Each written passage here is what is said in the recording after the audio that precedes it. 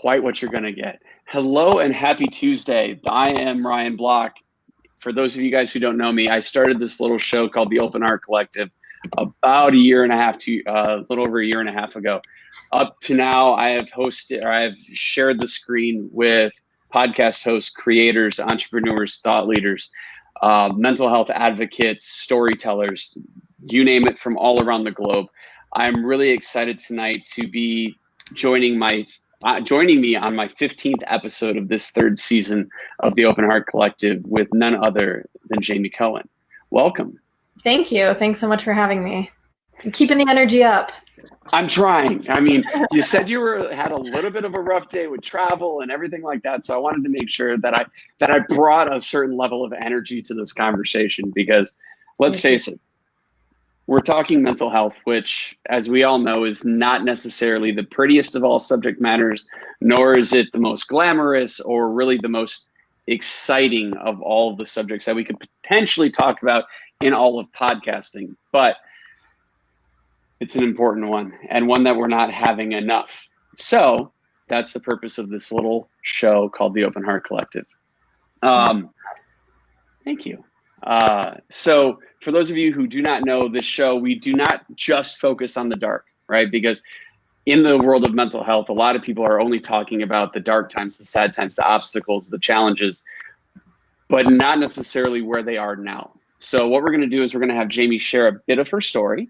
In addition to her sharing a bit of her story, we're going to learn specifically around what were some of the obstacles and dark times and challenges she had to overcome to get to where she is today. And last but certainly not least, what's exciting in her world? Because honestly, if we're talking mental health, we have to focus on what's exciting because that gives those coming up behind us hope. And hope is what's necessary in this dark world. So with no further ado, Jaime.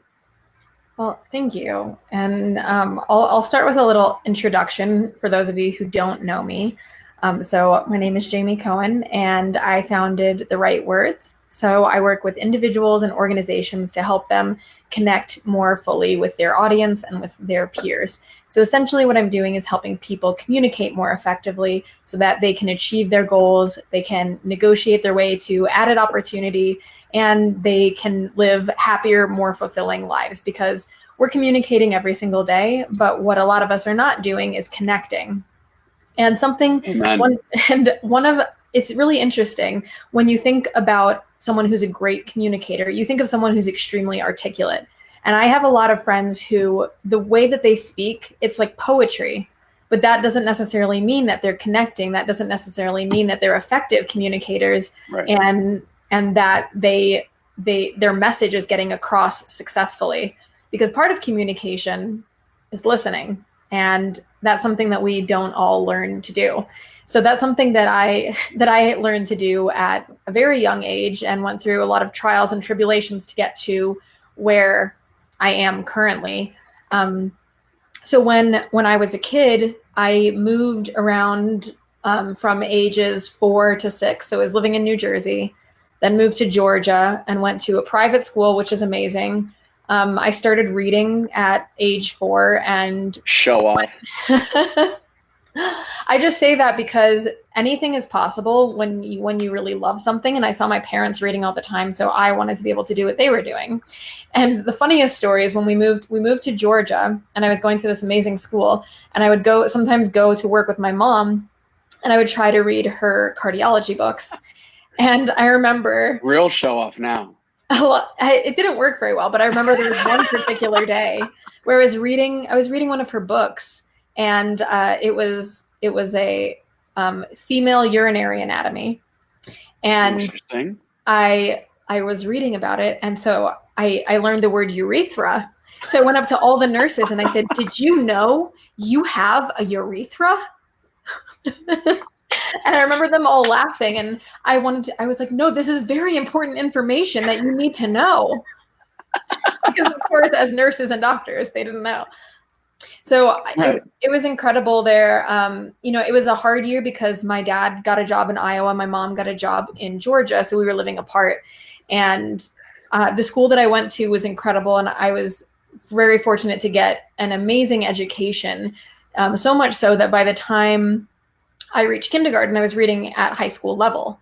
But then I moved to Iowa and moved to a place that was very different a long time ago, and has since changed. But you're talking to born and bred Illinois person right here, so I understand Iowa and the Midwest mentality all too well. Yes, so it was a hard transition because my parents always said that I was a Midwest girl with a New York attitude. My mom was from New York, my dad from New Jersey, and East Coast people are very direct in their communication. Midwest people talk around the subject before they get to it. So there was a bit of a transition there. But the thing that was the hardest for me, and this thing that really began my adventure with adversity, I'll say, was that there was a certain religious education in the area in which I grew up that I don't bear any ill will to these kids because they were just repeating what they were hearing, but it was an anti-Semitic area at the time. So at least once a week, kids were telling. I remember on the first or the second day of school, I was really nervous. The school was very different than where I had been previously, and a kid came up to me and said, "Did you know that you killed Christ?" How do you respond to that? At what age? 5 or 6. Okay, let's be honest. I've got a 10-year-old and an 8-year-old. Mm-hmm. I don't even know if a 10-year-old and an 8-year-old would understand how to respond to that comment. Mm-hmm. Ouch. My dad had gone to a Jesuit high school and university, or he went to Catholic college. And so I learned a lot about a lot of different religions, and there was always open dialogue in our house. So I knew some of the ideas of different groups of Christians and what their beliefs were. And so when someone told me that, I promptly responded. The first time I heard it, I was just scared because I was like, why? I'm in this new place. I just want to make friends. And this kid is telling me that I murdered someone. But the next time they said it, I said, as a 6-year-old, I'm sorry to tell you that you're misinformed. And if you read the historical documents, you'll see that it was the Romans and not the Jews, and also not me, because that was thousands of years ago. And I'm right here right now. So, yeah. So unless I can travel into the past, well, that didn't happen. But I mean, even though I had a response, I heard that every few weeks up until I was in high school. And that was really difficult because I looked really different too. So I'm pretty light now, but I used to have very dark skin, really curly hair. I was really curvy. So I looked very different than the average Scandinavian look that you had in my area. So even though I have a normal sized nose, they said I had a huge nose. Can we appreciate the giant noses for a minute? All right, like big nose love. Great nose. I don't know. I've always been a bit self-conscious about it, but anyways, I think my nose matured a bit faster than the rest of my face. So growing up, it was a bit awkward. Well, I feel like it always takes time to grow into your nose. I was looking at past pictures and I was like, oh, look at that little knobby nonsense going on in the middle of my face. Right. I said all of this took a long time to get here. This didn't happen overnight. Well, it has turned into a beautiful result, Brian. It was worth the struggle. Amen, sister. Yeah. But yeah, continue. Yeah. There a lot went on, and I went from being in a position where I could have skipped grades. I was really passionate about learning, to a place where I regressed because the school was extremely political, and my parents being from the East Coast, the way they were interacting was maybe different than the school was used to, and so I didn't get into the accelerated classes. So I was put back into classes where kids were learning their ABCs, and I was reading at high school level. So I was embarrassed because I didn't want kids to make fun of me. And so then I sort of, I think ADD is something that is largely genetic, but I think it can be nurtured. And I was so bored at school. I was constantly like getting up, and one of my teachers told me that she was going to glue me to my chair. And there just so many things happened that led me to where I am currently. But the reason that I'm telling you all of this and about my growth and whatnot is because when I was younger, I had a photographic memory, and that was something that was great. Show off. I loved learning, and I was constantly getting reinforcement, negative reinforcement, that I wasn't that smart, that I didn't really know what I was talking about, and that if I did, then I was being a show off, or I was being bossy, or I needed to settle down and try to fit in more. But that was never part of my personality. I always was trying to make other people look good and make them feel great, but still being an individual myself. And then when you lost your audio on Instagram, in 1 year, all of my grandparents died, all of my pets died, and I was diagnosed with an immune disease. What? So it was. I can't hear you. Oh, can you not hear me? I can hear you on the I can't hear you either. What? Okay, let me see if I can hear you on the computer myself. All right. There's a lag on the computer though. Oh, that's weird. So. Can you hear me now? Testing. Let's see what we can do here. So Instagram, I want to know if you can hear me and Jamie both. So comment below that you can hear us or not. Can you hear me now? I can hear you on the Facebook feed. I cannot hear you on the Instagram feed. Okay. Yeah. So I can hear you now. I turned that up, but I can't hear you on the Instagram feed anymore either. Instagram, did we lose each other? We might have lost each other on Instagram. That's so weird. That is weird. Okay. Well, we'll see. I guess keep going and see what happens. Here. Okay. Can you hear us? I was like, maybe? And then I realized that you typed that. It was I.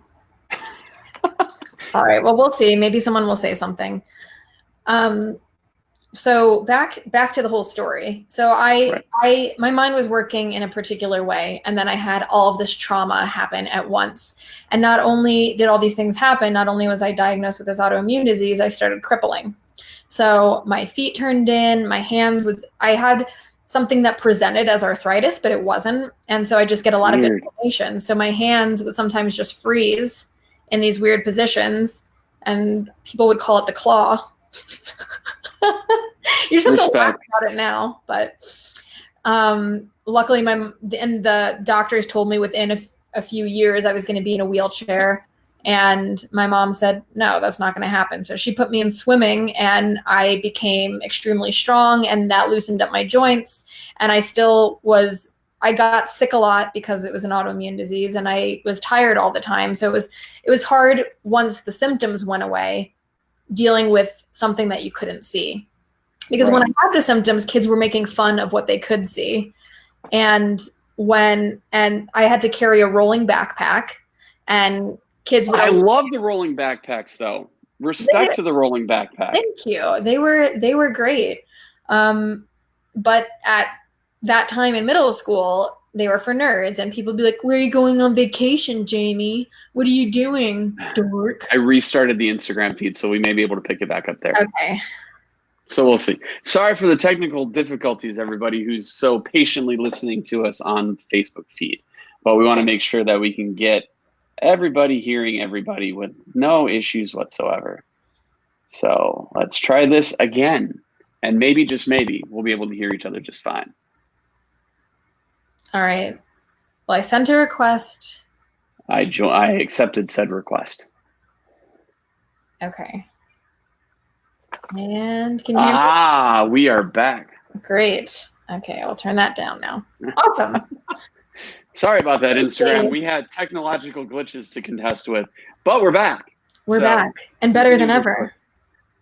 Hello, yes. Hi Rise Champion and Jenna Quinton. We got Observer. We got everybody coming on. We got Shri, we got Josh, we got Lee, everybody's on. Cool. Not everybody, but it is. Anyways, continue with your story. So all of these things were happening, and I had a really hard time making friends at school because all these things happen. I developed anxiety and depression and just all of these irrational fears. And I started getting bullied at school, not only by my peers, but also by my teachers, which how teachers bullying? Yeah. Crazy. So I would have teachers who, I wouldn't be talking in class. I wouldn't be doing something I wasn't supposed to do, but I would ask questions. They would get mad and they would yell at me in front of the whole class. And so I already have all these, this is still the time where I'm still like looking physically disabled. And so I'm dealing with all of that. And then I can't sleep because I'm so nervous about going to school where my teachers are going to yell at me.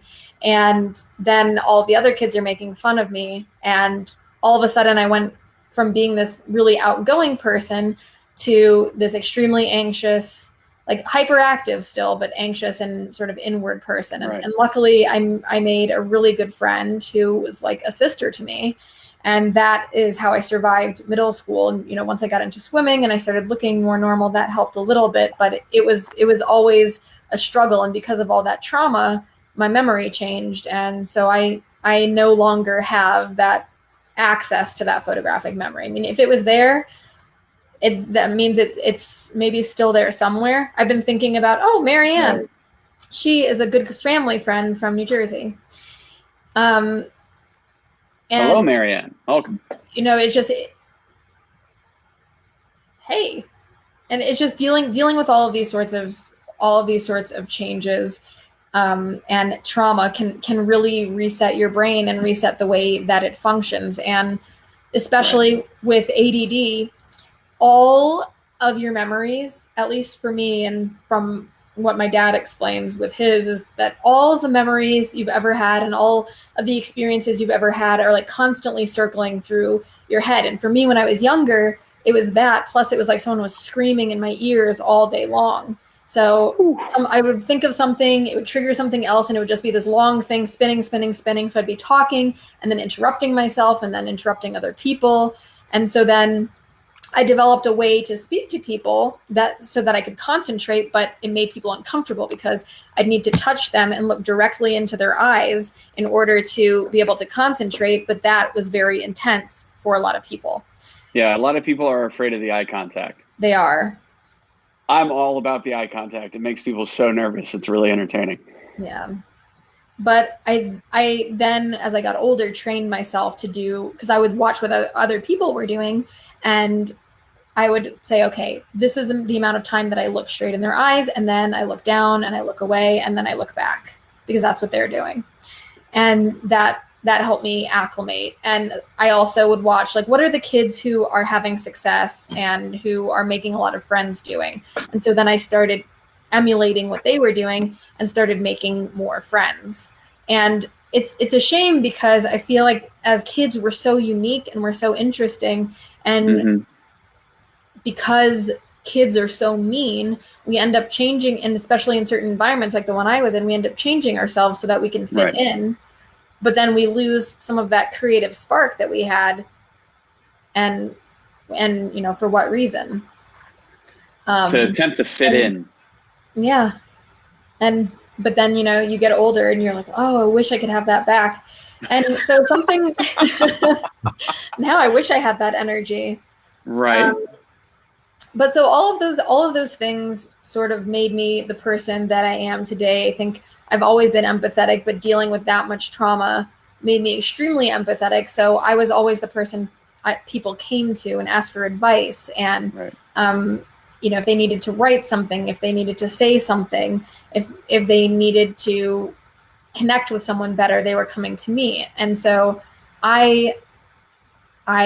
that was something that I cultivated based on experience and then vicarious experience. Right. But it wasn't ever something that I thought that I could do for a living. And the way that my life really changed, and it went from just night to day, is I went to summer camp when I was 14. Gotta And love summer camp. it was great. And it was a Jewish summer camp. And I went there and kids liked me. And they thought that I was great, and they thought that I was funny and interesting. And there were two girls who really just totally changed my life, because they made sure that people knew who I was, because they had all gone to camp with each other for years, and I was this newbie coming in. So I went from being bullied and teased and chastised to being like the person that people wanted to hang out with, the person people were giving compliments to, like the person that was interesting and that was talked about in a positive way. And so then when I got back to school, that changed my whole perspective. And I saw that people can victimize us, but the way that we continue and the way that we grow and develop is that we have to say no to that victimization. Amen. And so I started performing, and I was always doing dancing and singing and theater and comedy and all these different things, and just became the person that I wanted to be. But when I went to college, I thought I was going to be a doctor. That was always my thought. And I had a million majors, and as all doctors ever do, having millions of majors. I took it to the next level. It was not, in retrospect, it's good to have a lot of interest, but have a focus on a couple of things, because I was pre-med, and then I had majors in Spanish, Portuguese, psychology, and then I got a certificate in universal design of web and web applications. Coincidentally, I ended up using them all. Of course you did. But that usually doesn't happen. And had I focused on just a couple of things, I probably could have excelled significantly versus just doing pretty well and then being all over the place. And so that is a lot of childhood in there. But the reason that I wanted to tell that story is just to show how we can be a certain way and we can feel a certain way. And there are different things that can happen in our lives that totally change who we are. Right. So because of all these crazy things that happened to me, I grew up thinking that I had chemical depression. And that, I remember asking my dad, when am I going to wake up? When is there going to be a day where I'll wake up and I won't be sad? Because that was my entire life. It was from just moment to moment of like little spurts of happiness here and there, but mostly just sadness. And as I got older, and I highly recommend that everyone find a therapist, even if you're not going through hard times, because my therapist, I still talk to her. I found her a couple of years ago, because it takes, in my opinion, it takes longer to find a great therapist than it does to find a partner, because it's like dating. And she helps me with business decisions. I talk to her regardless of if something good or bad is happening, and I've really benefited from that. But one thing that I really benefit from with her is that going through these different experiences in my life and a number of other things that happened during my childhood and adolescence, we discovered that I don't have chemical depression. It's all situational. And one of the reasons that this was really apparent is when my husband and I moved to Denver 11 months ago now. Something like that, yeah. I've been, it's been night and day from here to Chicago. I need the sun. I'm like a flower. If I don't have the sun, then I'll just shrivel up. As I think most of us Midwesterners do. We shrivel up for a few months out of the year, and then we'll come back and we'll be like, oh, hey, we're alive. Like, I survived the polar vortex. I'm back and better than ever. Right. Oh my God. Exactly. That's the first, I moved to Chicago the year of the polar vortex.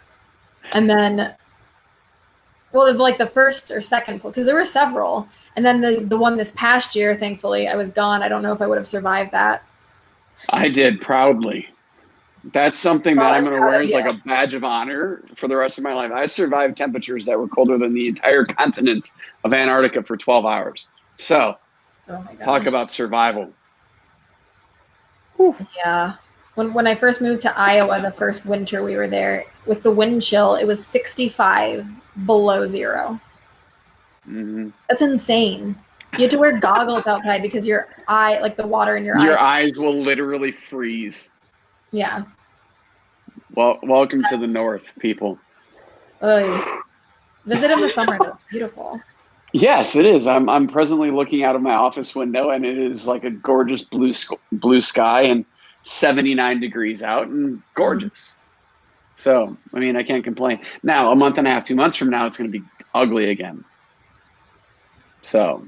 And then I'll just send you pictures from Colorado and convince you to move out here. I'm trying to convince all of my friends to move out to Colorado, and then we'll just live on one big cul-de-sac, and we'll live happily ever after. That would have to be a really massive cul-de-sac. Or really, really massive houses on one tiny cul-de-sac. Duplex, like. Bring everybody. It's going to be a party. It'll be my spring home. I'm contemplating on New Orleans for my summer home, or for my winter home. Wow. That sounds nice. That's my goal in life, to have different homes in different areas so I can just hop around. Exactly. I spent a weekend or 4 days or 3 days down in New Orleans 2 weeks ago, and I fell in love with New Orleans, and it's like I need to go back.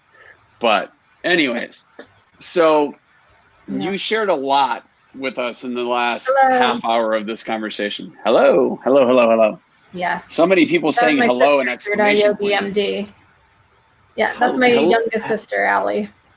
Hello, Allie. Very nice to meet you. For those of you guys on Facebook who are like, who are these people talking to? We're broadcasting live also on Instagram. So the reason why we do that is because we know we tend to get a lot of love on Instagram throughout the call, but we want this to be seen and heard in perpetuity. So we broadcast live on Facebook. So that's what this is all about. And then for you audiophiles and audio nerds out there who love listening to podcasts, this will also be available in audio form too by the end of the week. So that's enough of shameless plugging. Anyways, let's continue. So you shared a lot with us about your story and what you've gone through to get to where you are now. Anything specific as far as what you did to get over a lot of those obstacles? I know you shared with us what those obstacles were, but specific things to you, especially when you're talking about getting a therapist. Obviously, I highly recommend that. I found a great therapist earlier this summer, and a lot of my world has changed because of it. So I definitely recommend to anybody who's struggling, not even struggling, to find a therapist, and one that you can just be open and share everything with, because it's a definite game changer. Mm-hmm. It absolutely is.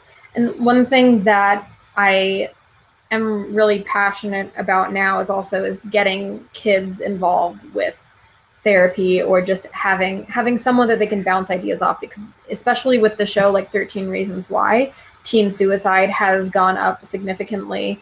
And it's a shame, because I think maybe the writers were hopeful that would show people how that's a bad idea, but instead, based on some articles I've been reading, it did the opposite. And also, like when you're a kid, you have a good idea of what you need. You might not know everything because you haven't fully matured, but I know when I was a kid, I had a therapist that helped me with some of the anxiety, but didn't really deal with any of the issues, so wasn't a great fit for me, but I had just had to stick with them.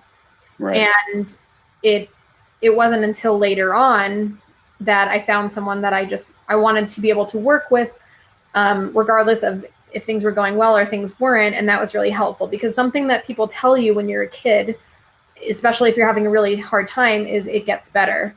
But for me, I want to see all of the hand emojis start raising up on both feeds right now, because everybody says that, even now as adults, right? Times are tough, it'll get better. Like, how many times have we heard that? I mean, I think I've heard that 3 times just in the last 36 hours. Mm-hmm. Like, it's something people, that's another reason why I started doing what I'm doing. People say, tropes and cliches and just phrases that they've heard because they don't know what else to say. And it's not that they're being malicious. They want to be supportive, and they're using something from their toolbox that they developed, mostly erroneously over the years because they've just heard it around, but they haven't taken the time to really understand what the effect of those things are. So they're not malicious. They're just doing what they can to be supportive. But the thing is, for a lot of kids, it doesn't get better. And if it does, it's 10 years before it gets better. And that is a really long time. And especially if you're dealing with anxiety and depression, they say it gets better is, if someone's having a really tough time, that's not going to help them make it out alive. And that's something that we really have to start discussing more. And I love that you are so passionate about talking about mental health, because people will just, especially in this month, Suicide Awareness Month, people will say, oh, it's selfish and what, they left people behind and how could they do this? But, and the me of it all. Yeah. Absolutely. But the thing is, you don't know what was going on in their head. You don't know what they thought. And a lot of times for people, they think that is the only option. That's the best option because they feel like they're hurting other people and they're in so much pain. They're just going to be a burden. And I had a good friend in college who was one of the most beautiful people I've ever encountered. She was just always bubbly and happy and just really friendly.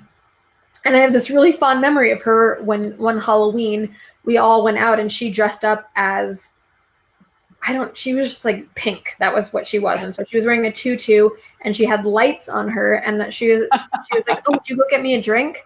So I went to the bar to get her a drink and I came back and she was plugged into the wall. And she was just standing there like happy as can be, with her pink lights, just plugged in.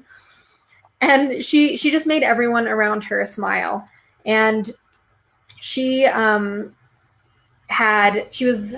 believe she was bipolar, or she was manic depressive. She had some issues with mania and she was often in that state, but because she was so like giggly and happy-go-lucky, it just seemed like that was her brand of weird. Versus, because I remember she put up a video on Facebook or on YouTube, and it was like the middle of the night. It was like 3:00 in the morning. And it was just this really strange video. And a lot of people were like, oh, that's just her being weird again. But it was a mental break. But I didn't see it until later on because, I was studying psychology and that's always something I've been really passionate about. So I recognized it, but it was too late. So she graduated and she was really stressed about what the future held. And she checked herself into a hospital and that one didn't work. So she went to another one. And she was on suicide watch. But the problem with suicide watch is they only come and check on you every 15 minutes. And it only takes 4 minutes for you to go brain dead. And she, ended up hanging herself. And it was really devastating. But something beautiful that came out of the whole thing is that she comes from an enormous family outside of Chicago. So we do the Out of the Darkness walk every year. And unfortunately, I won't be able to come to Chicago this year. But we all dress up, we make shirts, and we're called Caitlin's Rainbow Warriors because she always called herself a rainbow warrior. And it's been really beautiful to be able to commemorate someone who brought so much light to the world, even if they couldn't find the light in their own darkness. Right. And that's something that, is really important to me. But that was a little bit off track. But the whole point of that story. Let's just say this: there's nothing off track. There's nothing off track in these conversations, okay? Because this space that we're cultivating here. I'm not saying that I'm creating it because this isn't mine. This is ours. This is our place to be vulnerable. This is our place to share without fear of persecution, without fear of judgment. This is our place. So this is one of those things where I do not allow negativity. I do not allow self-doubt. I do not allow any of those types of things to live here because the world needs more light. The world needs more brightness. The world needs more ability to be open and vulnerable and what I call honestly vulnerable.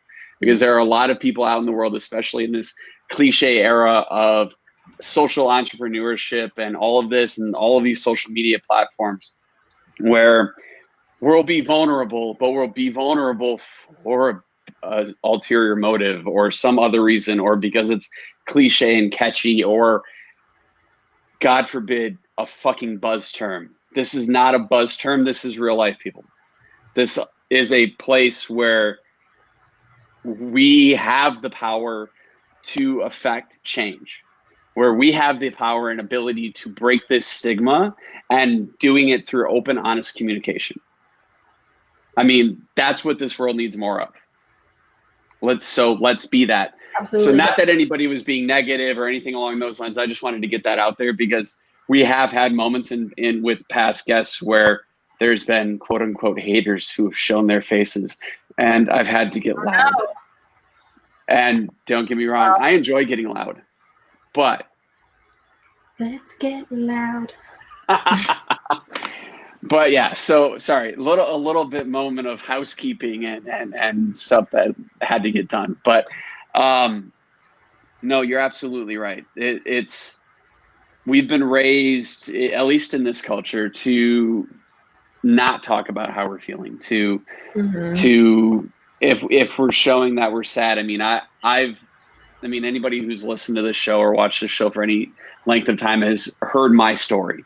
And I've tried to take my own life 4 times, and it's something I can talk about with passion now because I've been through the dark, and I know what it's like when you're feeling like there's nothing left, and yet you still show up.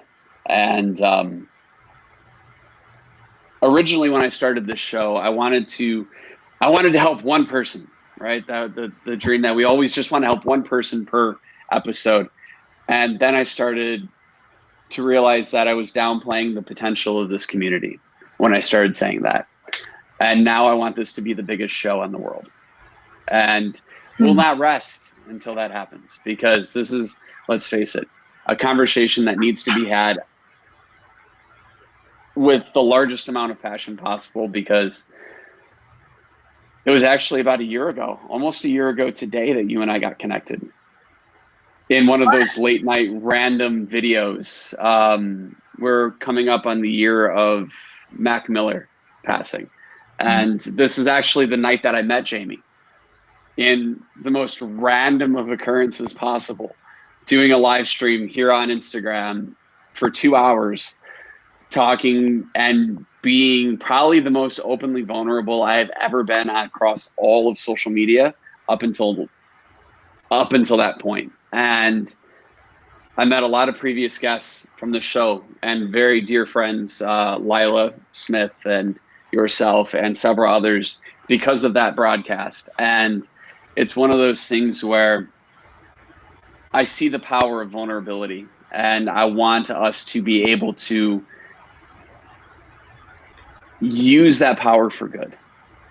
It's like the Spider-Man parable, right? Like, with great power comes great responsibility. That's these tools that we have right now. They're immense amounts of power and purpose, but if we don't use them responsibly, they'll fall into bad hands. And it's about time the good starts to win. Anyways, I digress. I'm going to get off my soapbox now. Not that I was ever really on it.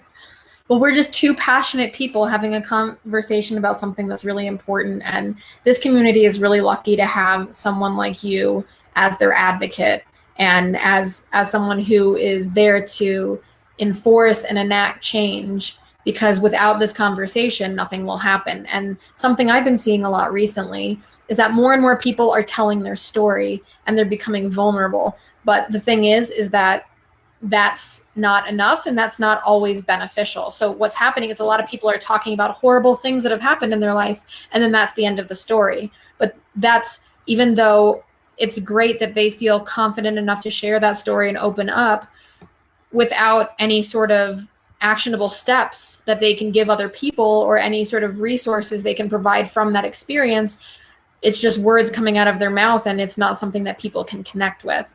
And when with Right. people like you who talk about your experience and say, well, here are steps that you can take.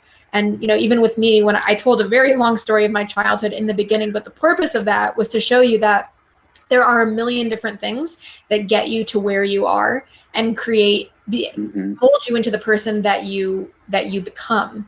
And when we start teaching people to not only be advocates for this community, but advocates for themselves, and to use the right words to tell their story and also help other people at the same time, that's when we see progress, and that's where the power lies.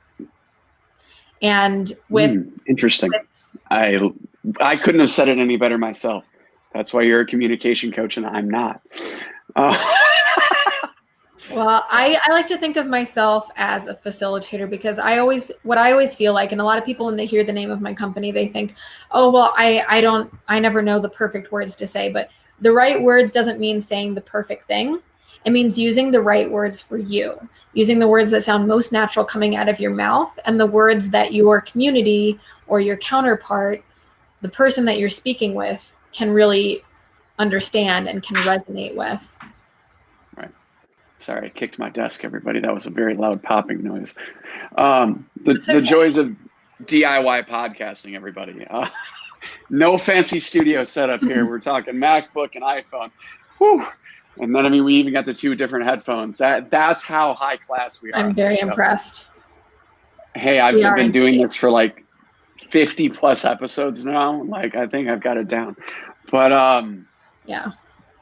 No, I mean, you said a lot of very important pieces there that I hope that those who are listening take from it. Now, this show, for those of you guys who aren't aware, will remain entirely unedited.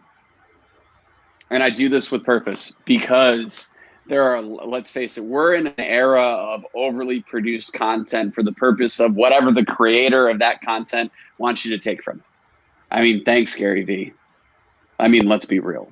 That's but anyways, so with that being said, the conversations that we're having here and what you guys take from the conversations, we want that to be what you take from it, not what we tell you to take from it. Mm-hmm. So by us leaving this episode unedited and raw and real, it allows you, the viewer and the listener, to take from it what you need to take from it to make an impact on your life.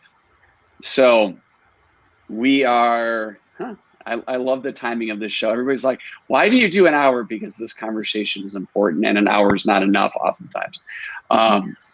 But by the way, for any of you guys on Instagram who need to know, an hour is the limit that you can go for broadcasting live before Instagram tells you to stop. Just a heads up. On Instagram. I don't get with it. Anyways, so for purposes of where we're at with the conversation right now, I want to make sure that anybody who is listening to this or is watching this, whether it's live right now with us or in the replay on Facebook, in audio form, on YouTube, wherever, that if you are someone or you know someone who is struggling, please, please, please reach out. If you don't know who to reach out to, send me a direct message, text me, call me. Literally, that's why my cell phone number is listed inside of my Instagram profile, because I want to make myself accessible. So if you are someone who is struggling and you don't know how to get help or how to bring help to the person that you know that is struggling, please reach out to me and I will help guide you as best as I can. And I'm sure Jaime will offer her guidance and apt communication skills to be able to do the same. Now that is to be said, I am working on a project. I've been working on this project for a very, very long time. We'll see when it actually launches.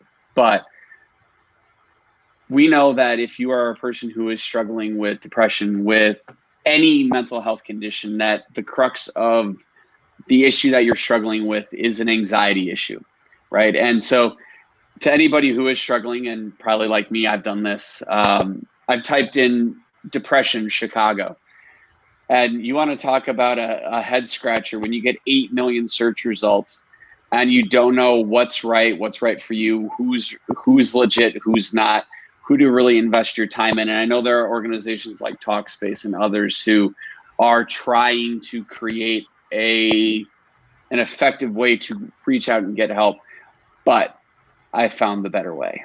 And we are actually working on concept and then inevitably data research and deployment of an app or a system that I'm struggling with, where you guys as the user will literally simply just fill in the blank with what you're struggling with. And based on where you are in the world and what you are struggling with, we will provide you with a short list of resources for exactly what you're struggling with an option to call them, go to where they are, or send them a message. So talk about short list of opportunities and ways to get help. Now, obviously, this is a very massive project to undertake.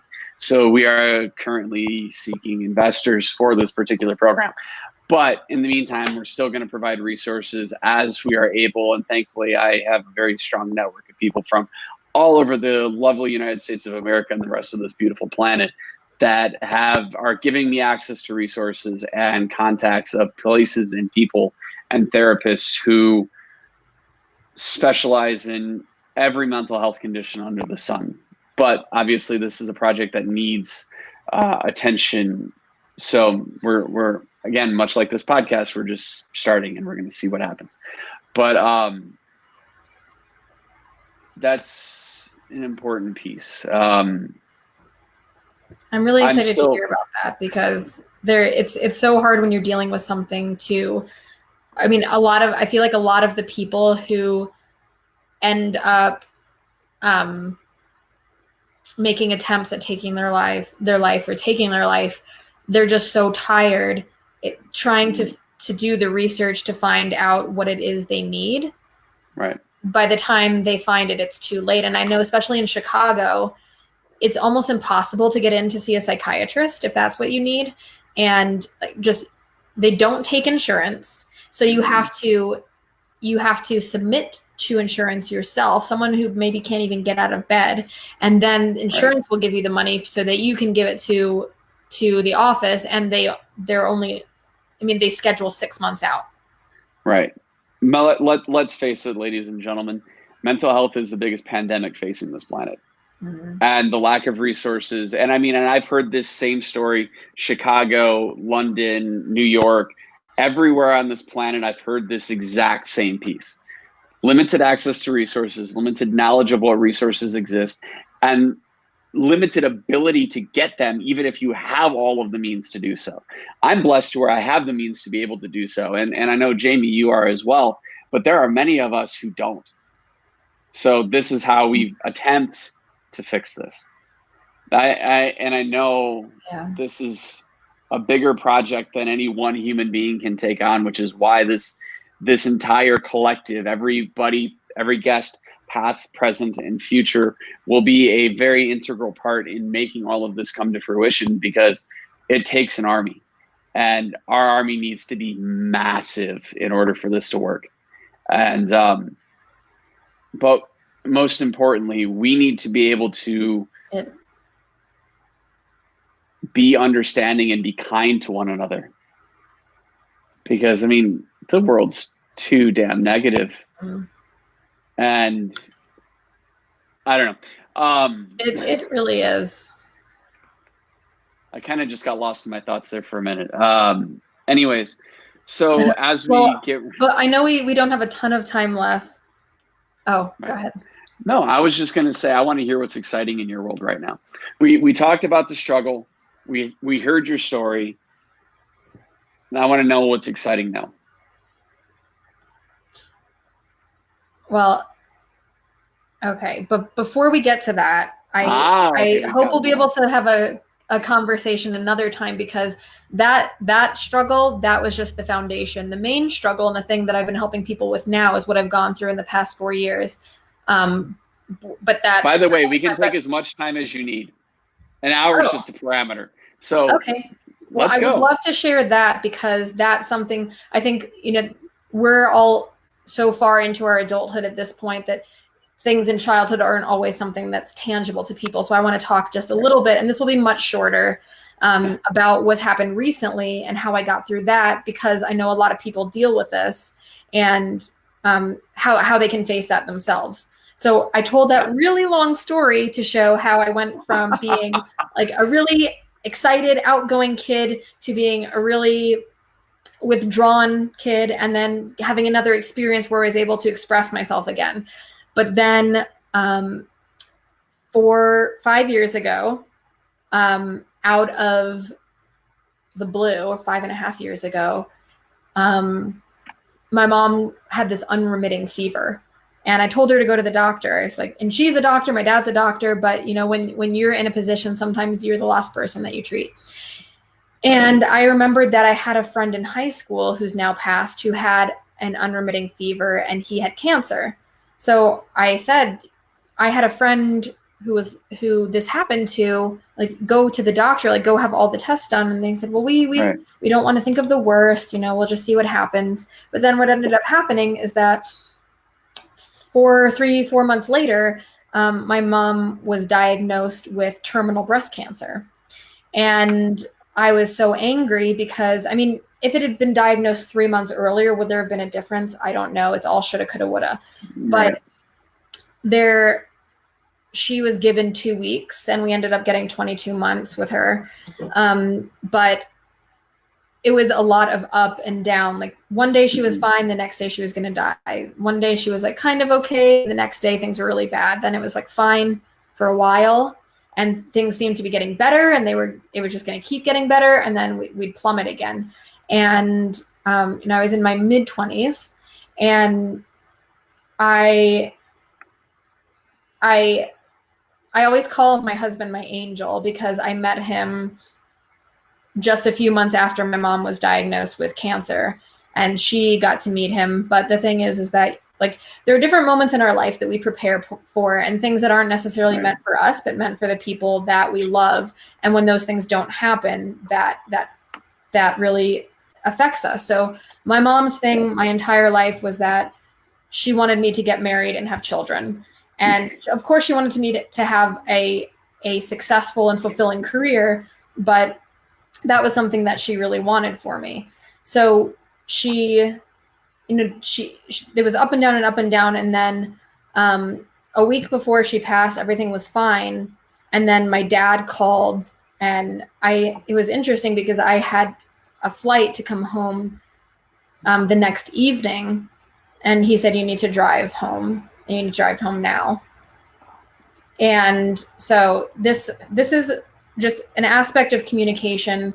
A few things I want to discuss. One, airline policies and compassion. Sorry, continue. Yeah. So I called the airline and I said, I need to cancel one leg of my trip.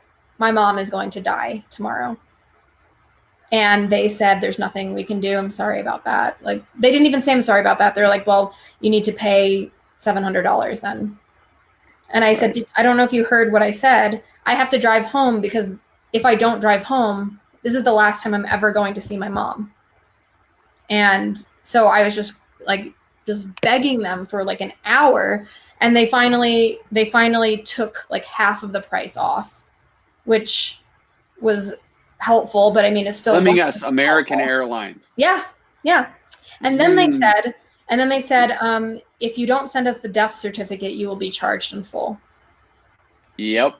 So we drove through the night. It was an extremely harrowing experience. The way that they show you death in the movies is not what it looks like. It is horrifyingly different.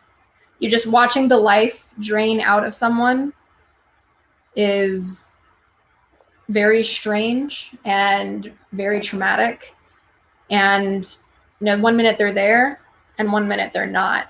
And I think also, something that happened to me, and something that I talk to a lot of people now, people who have parents or partners or anybody with a terminal illness, is that you need to start mourning before they go.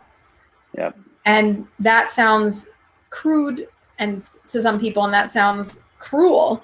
But the thing is that if you don't do that, it's hard to find closure. You need to find closure before they move on. So I didn't realize things were so bad with my mom, and then she was gone. And I remember just the life being sucked out of me. And I was this person I was a competitive salsa dancer. I was performing on stage in front of hundreds of people all the time. And all of a sudden I was just a shadow of myself. And I didn't know how I could continue living without her. Yeah. but you have to move forward. So this is the reason that I wanted to tell everyone this is that what do you do when this happens? What do you do when you are a person who's outgoing and full of life and has a million interests? Because I always had a million hobbies and I would learn something new every 3 months, and I love learning languages and I love meeting people. But then you go and you don't like anything anymore. Nothing sounds fun to you. You're anxious around people. For me, whenever I went out, I was just counting down the hours till I could go home. Right. And the hardest thing is losing the person. The second hardest thing is losing yourself in the process. I have a very similar situation that actually occurred within my circle recently. The mother of my children recently lost her father to a brain tumor, and inoperable stage 4 brain tumor. And I was actually with her when she got the call from her stepmother. And I have never, at least not in my adult life, seen a person break right in front of me. I know it's happened, but like, this is a moment like when you see somebody that obviously, I mean, I still care about this person. They're the mother of my children, but it was heartbreaking to see. But I just had to step up and it happened right as one of my kids' class, Saturday morning classes ended one day. Pause due to poor connection. Instagram, get your shit together. Meanwhile, we'll still talk here on Facebook. Instagram can catch up when it wants to. And that was a challenging situation to experience because, there we go. Instagram is finally catching up. Anyways, yeah, I can only imagine what you went through. I mean, I witnessed it kind of vicariously through a former partner, but it was, you're not kidding. That was even tough to repeat just now, like to hold back emotion because it was, and I mean, I lost my grandma to breast cancer, and I've had a lot of tragic death in my world, but yeah, I can only imagine. Well, I mean, I haven't lost a parent yet. Being such an emotional person, I can only imagine how like destroyed I will be when that happens to any one of my parents. Hopefully decades down the road, so I don't have to deal with it now. Ooh, oops. Anyways, I digress. I hope that for you. And I think that what I want to talk about now is what do you do in those situations? How do you prepare for those situations, and how do you prepare the people around you? So it's interesting when I remember watching, did you ever watch Save the Last Dance, that movie with oh man, that movie Julia that movie gets my heart. Yep. When her mom gets killed in that accident and she falls to the floor, I remember watching that as a kid and thinking like, wow, that I would be devastated, but that's a dramatic reaction. And then I remember when my dad and mom told me that she wasn't going to make it, I was on my way to an improv class and it was winter and it was icy and I almost hit my head on the sidewalk. And I just literally crumpled and I couldn't breathe and I couldn't move. And it was almost, I was just remember thinking in that moment, even being devastated, like, wow, that was a really great depiction of what actually happens, because often you don't see that. Right. But being just okay with how you respond to things in a certain situation. Like also when I was in the room when my mom passed away and I didn't cry. And I was just thinking like, how can I not be crying right now? Like she's gone. This is it. There's nothing there. Right. And you have to be part of having a healthy mind is being kind to yourself. So now what do you do in these situations where you've lost somebody, you've lost yourself? And I mean, you can have the same sort of feeling where when you lose a job. And even though people say, well, that's impossible, like you couldn't possibly understand, I lost a parent and you lost your job, it's different. But trauma is trauma. And when you have a significant change that affects your whole life and your whole family, it can be devastating in so many different ways. So how do you respond to that? And the first thing, finding a therapist can take a while. So the first thing I always recommend to people is muster up the strength to tell your friends what you need from them. Because people will send messages, they'll say, stay strong. And that's something that killed me, because people would say, she's looking down on you from heaven. And that's not something that I believe. And they'd say, stay strong and all these different things. And I was like, I was angry. But then I was thinking on the other side, these people are doing the best that they can. They want to support me. And they'd say, let me know if you need anything. But when you lose someone, or when you have some significant trauma in your life, the last thing you want to do is like call someone and say, they said, if you need anything. So there's two sides of this. One, I always say, if there's someone who is grieving something, the best thing that you can do is not say, if you call me, if you ever need to talk, or if you ever need anything, let me know. By a show of hands, how many people have ever done that to somebody who's lost something?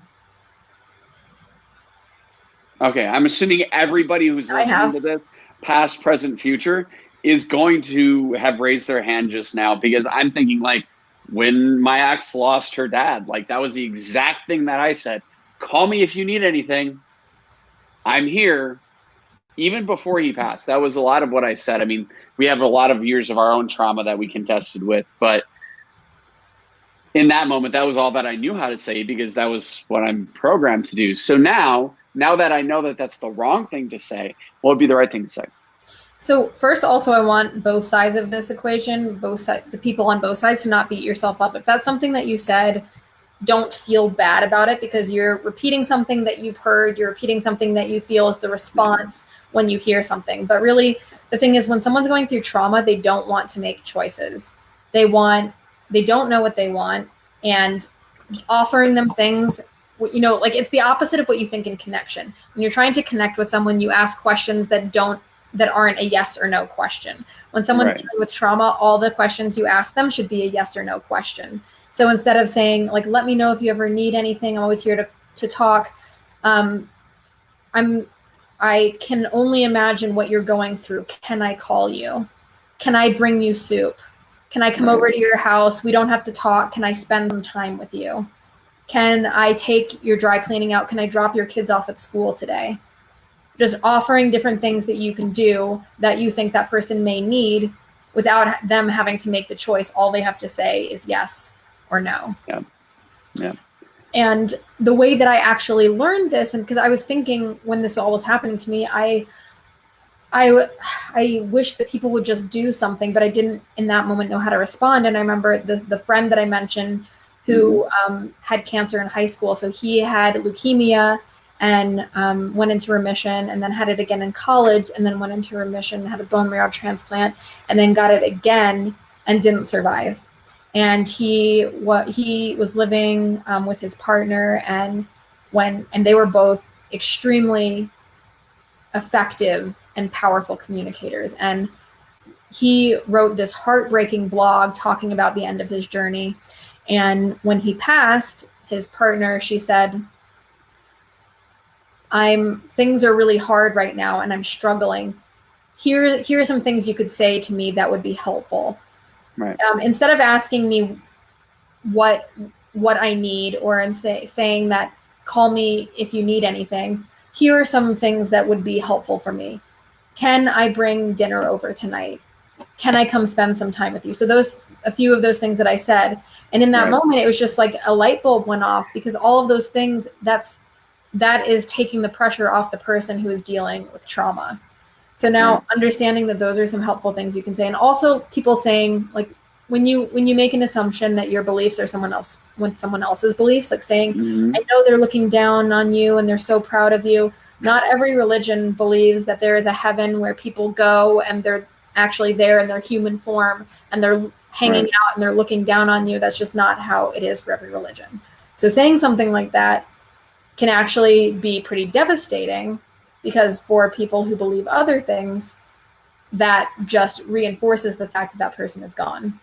Right. And the best things that you can say are things that show that you support that person and not ask them questions, or not ask them questions or give that require long answers, but asking yes or no questions and providing solutions.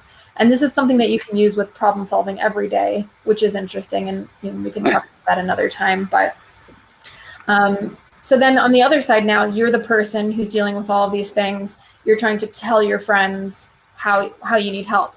So there's a girl I met in my building. Her mom was diagnosed with breast cancer, but luckily I think she's going to be okay. And she said to me, when she brings it up, she's about to get married. She didn't bring it up to any of her bridesmaids until about a month ago. And whenever she brings it up, they change the subject.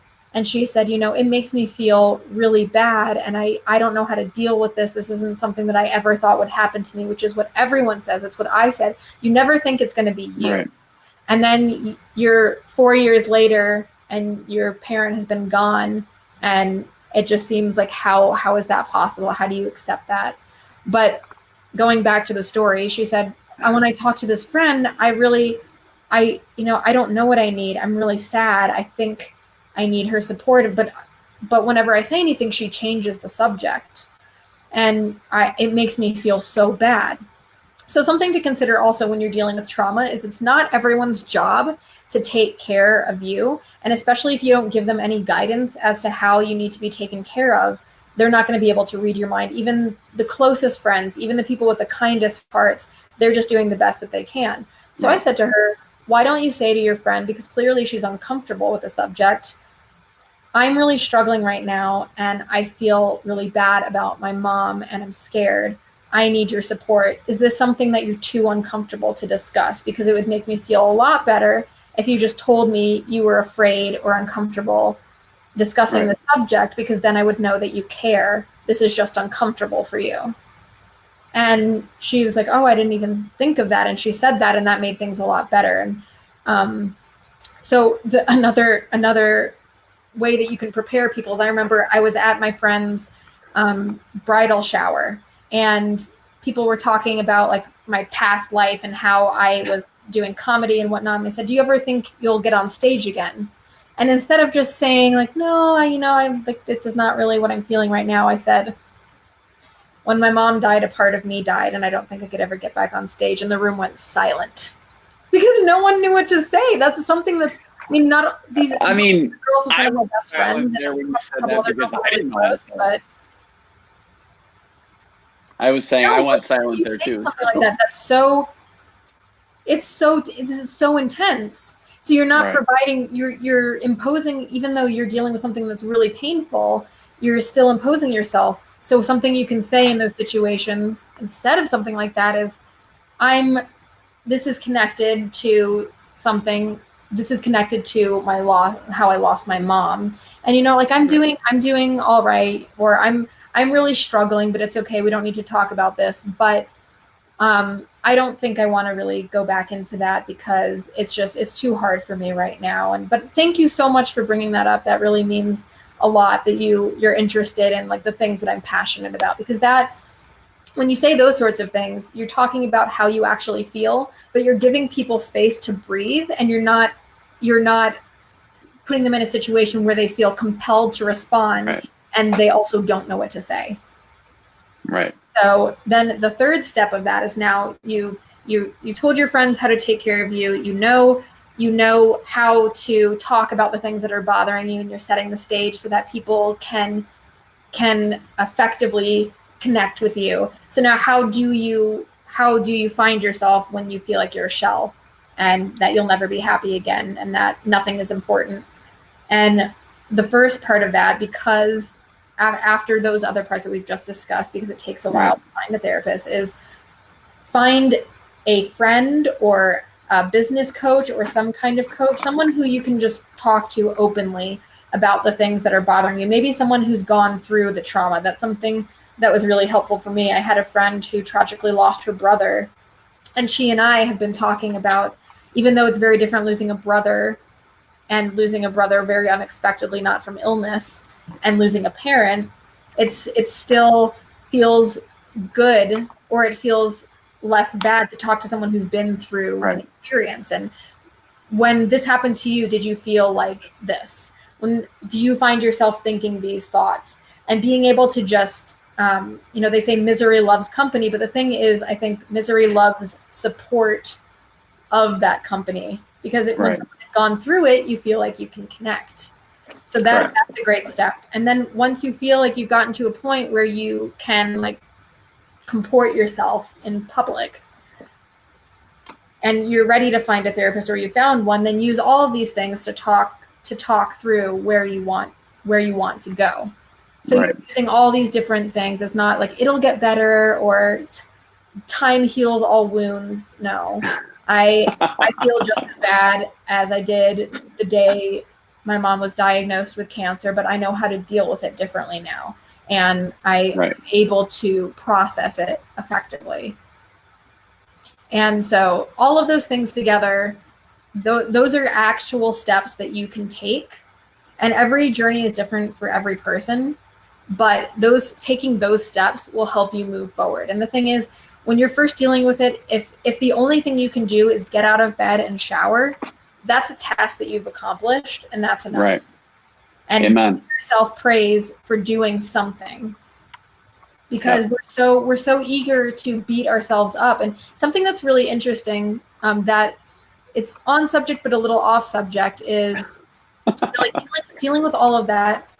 I developed, after being like very confident and being really able to make friends very easily, I was in this job where I dealt with a bunch of microaggressions, and that caused more social anxiety.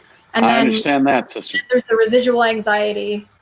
So it's like, what do you do with that? And something my therapist talked to me about last week that has been amazing, that sounds like really woo-woo, is she said, have you ever tried talking to your anxiety?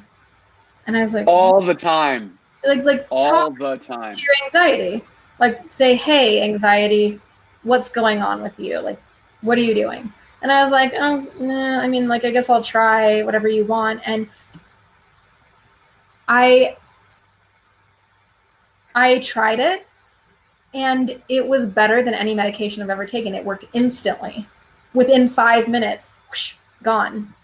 And all I said for myself was, hey, anxiety, like, I'm not feeling this relationship right now. Can you leave me alone? Like, can you give me some space? That's brilliant. I'm feeling good right now, and you're making me uncomfortable. Can you just like I honor your existence, and I know you're a part of me for the time being, but like, I need space from you. Can you just stand over there, far, like in the corner? Turn your face to the corner. I don't want to see you right now.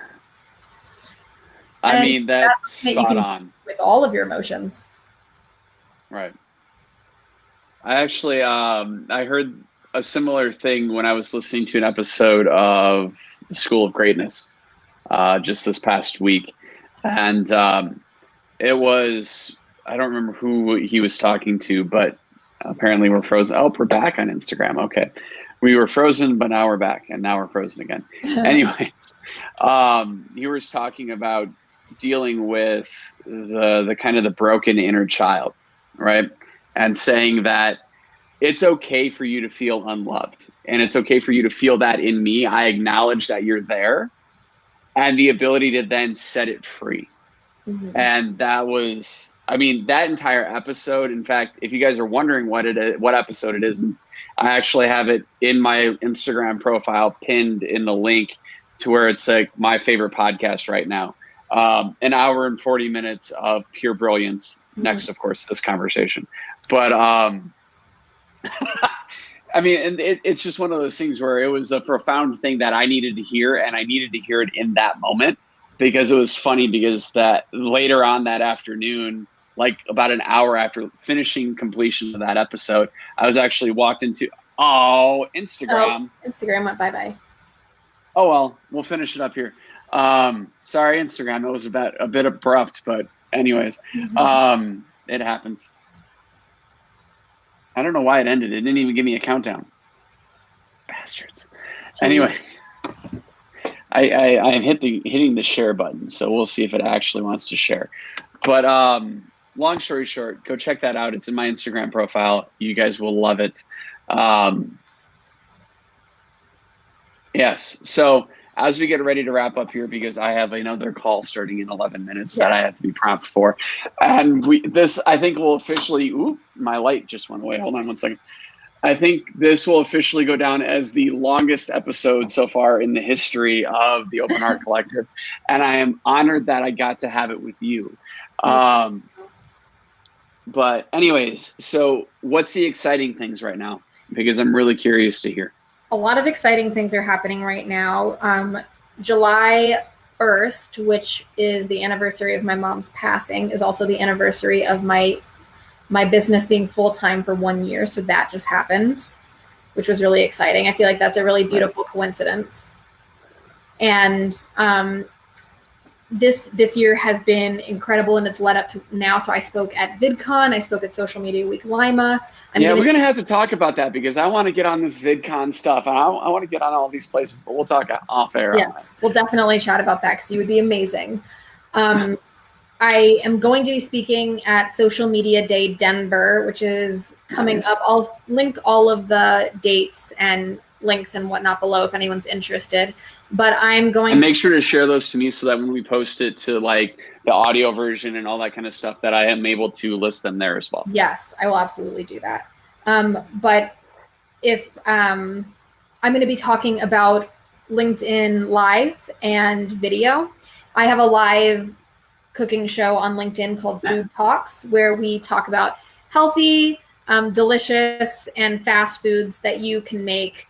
And you don't have to be on Top Chef to do that. And also communication tips and tactics, so that you can be a better connector and you can be a more whole and successful person.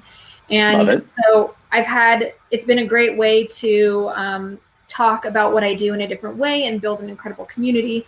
So I'm going to be talking about that at Social Media Day Denver. And then in October, October 17th through the 20th, I'm going to be speaking at Soul Spark Summit in Dubai.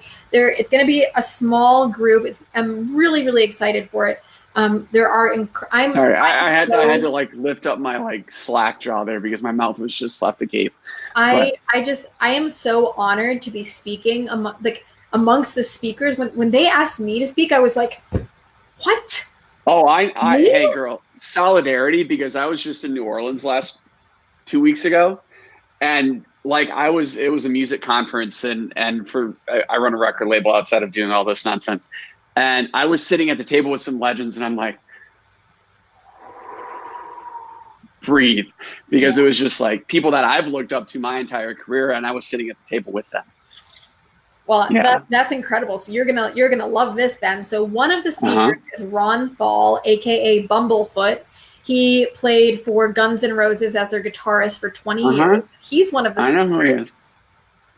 And then there is another speaker who is a Forbes 30 under 30. She has a company called The Unconventional Life. They travel all around the world, and they take mindfulness into account of taking that into account when you're creating a business and creating community. Her first 6-figure business was at 18. Her first 7-figure business was at 22. She was named as Inc. Magazine's one of 27 women who will change the world. She's a professional snowboarder, professional musician.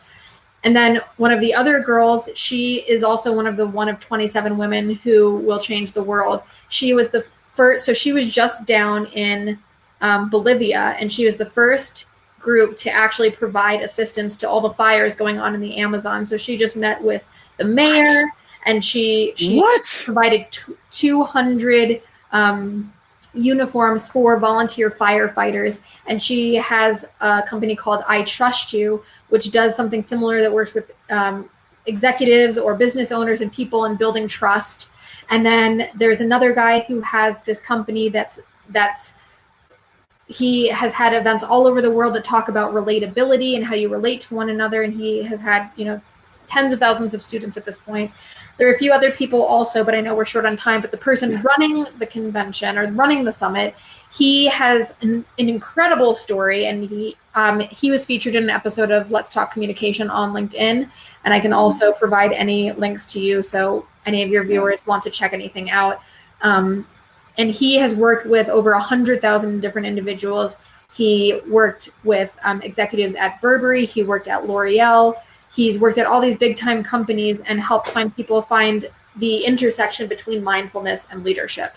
And he has seriously, like, talking to him, he is the epitome of an effective and a brilliant communicator, because he is brilliant and he makes you feel like you're on the same level. And that is the definition of a true genius, someone who can make you feel like you are on the same page, even if they are just beyond.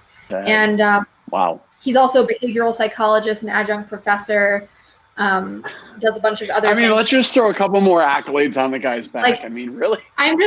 And I am very confident in what I do and my ability to help people and change lives, but to be considered alongside these people who, no one is better than another person, but they've done so much, and so much of what I hope to accomplish in the future. I am just so incredibly honored to be speaking there. And it's going to be a smaller group, because it's going to be based on community. It's going to be based on providing actionable steps for you, your life, your business. So whether you are an executive that wants to be heard, whether you are someone who's making a career change, anything that you're doing in your life that's creating a big shift and you have success but want to get to that next level, this is going to be for you. And there's still a few slots open. So that's going to be www.soulspark.com/Dubai Summit, which I will 2020 goals. 2020 goals for me. Absolutely. And if you use the code The Right Words, you will get a $500 discount on that ticket. Nice. I'll make sure to link that stuff below. I will link all of that. But I know we are short on time, and I really appreciate you spending so much time with me and having me on the show. And I feel really honored to be able to speak to your community, something that you've spent so much time cultivating. No, you got it wrong, sister. Our community. This is not me. This is all of us. Well, the community that you have built, I feel honored to be a part of it now. Well, we're all in this together. Yes. That's a lot of very exciting things. We'll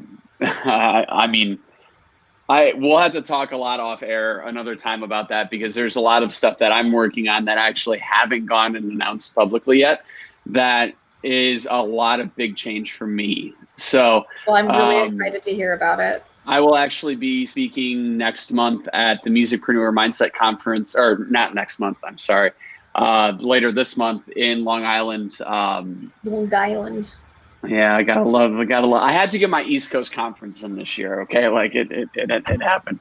But I am also going to be heavily planning out my 2020 speaking calendar over these next couple months. Yes. All right. So, I know I could talk to you literally for hours, and this would be like the longest podcast in history. But unfortunately, we do have to go. So, on that note, I'm going to say this is the 15th episode of this third season of the Open Heart Collective. Thank you, Jaime, for joining me. We will be back next week to close out season 3. I am really too excited to announce that my guest next week will be Abu Sayed of Wild Hood Clothing, a company that you guys will get to know very, very soon, as Sayed and I are doing a collaboration, much like he just finished doing with D-Rock. I'm absolutely pumped for that. I'm getting the designs this week, I think, for V1 Designs. So I'm really pumped.